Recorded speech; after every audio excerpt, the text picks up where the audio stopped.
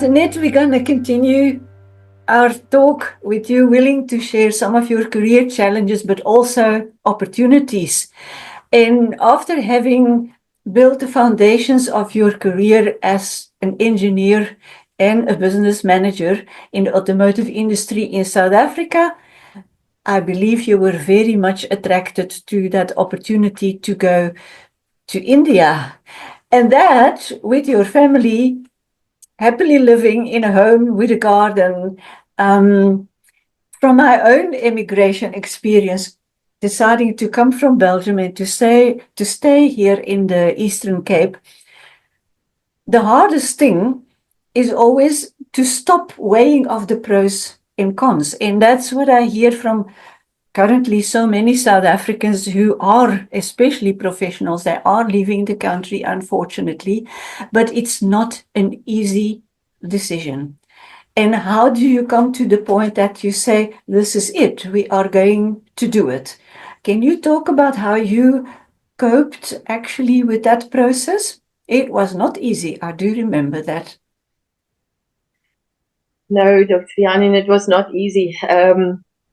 I think you are right. We were weighing up the pros and the cons, and specifically me, I started looking at my career. I've been doing the same job in Volkswagen South Africa for about 6 years at the time, and I had some internal discussions to progress to another challenge, any other opportunity, which was not available at the time.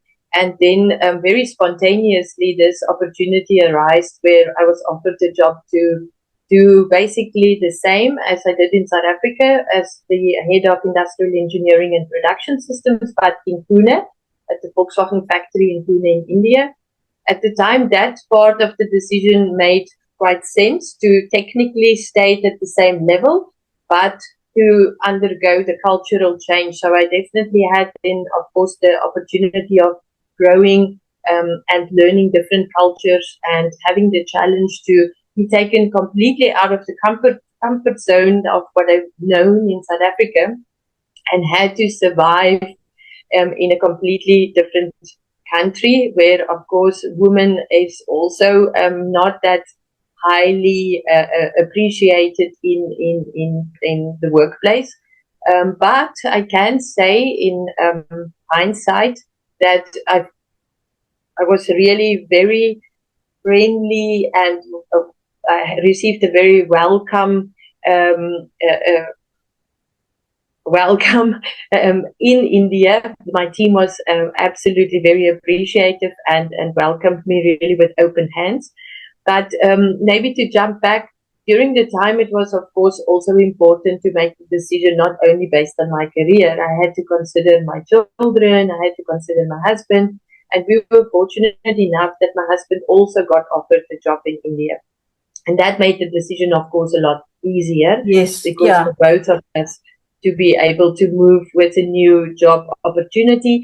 And the children was at the time young enough. We were considering international schools, so that perspective of having them in international schools were quite good. But of course, we realized soon after arriving that it was not as easy as what we thought it would have been. It was quite challenging to settle in that completely different culture, new environment.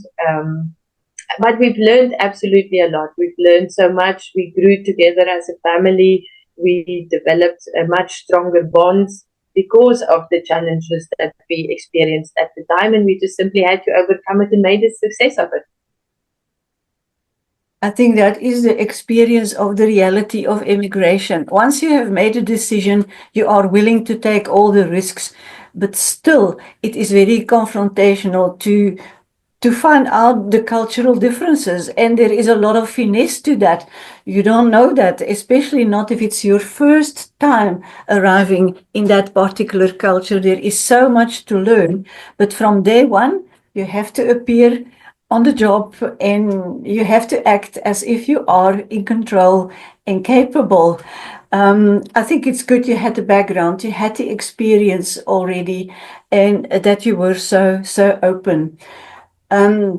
I think for many families, if it's one of the partners who has the opportunity, the job opportunity, it is also very hard if the other partner doesn't have a job and has to surrender employment. And that would, I think, been a no-go for you.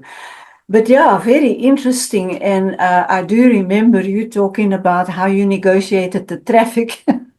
We thought South African traffic was difficult and hazardous for you, but there it was a very different story. And I think all the anecdotes that you told me about that time, I learned a lot about Pune without having been there, but I can just sense from especially also your mother perspective on your little boys.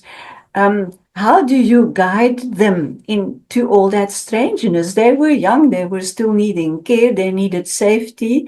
And I think your oldest one was very active. He lost his garden. He had to make do with the elevator in the apartment block. There were so many challenges. Maybe to touch a little bit on that perspective, on how what you had to put in place to feel your children were in good hands there, because you had a full-time job. Exactly. That full-time job was absolutely the challenge. We left early in the morning to travel to the factory, and we had to travel more than an hour in the evenings back from the factory, so that meant that we arrived home quite late. I was fortunate enough to find a lady that supported me, a local Indian lady that helped me in the house. She was lovely in also not only cleaning but also cooking for us. So we had these lovely, really, really nice Indian food dishes that were prepared for us in the evening. So within a very, very short time period, we learned to eat the spicy food, and we absolutely love it. In the beginning, the children were still saying, "Is the food spicy?" And very shortly thereafter, they were eating it as if it was normal. But you are right. We were staying in a compound, in a society, you can call it, in an apartment. We had a garden at the bottom, and I can now say that my children at that point in time learned to be completely independent. My oldest son was only 6 or 7 years old at the time, and it was very soon that he knew more people and places in the compound than what we knew. But it was scary at times. So if I think back how he completely not alone, because the lady was there and of course his little brother was with him, but how they had to explore the area on their own. Yeah, it was a sacrifice that I had to make as a mother. Of course, then there were the weekends and the times that we also spent together, but it was tough. It was not easy, once again, to find this balance between work and life. I also think you didn't have too many visitors, given the distance and the challenges and the demands on your time to accommodate guests. So the further you go, the more you are cut off from most of your normal friendships. And it is not that easy to build a bridge with new friendships. I can imagine it was easier. It always seems to be easier for the children than for the working parents. Yeah. But yeah, well done to you. And I think you really grew as a global citizen with that. It had a very profound impact on how you looked at the world and how you were also willing to take new opportunities to other career opportunities, to go to a different country, a different part of the world again. So there we are with our 3 continents. You definitely, so far, have done a lot of career migration, but it has grown you as a professional and as a person, I think. So I think you are also personally proud that you have been able to do that.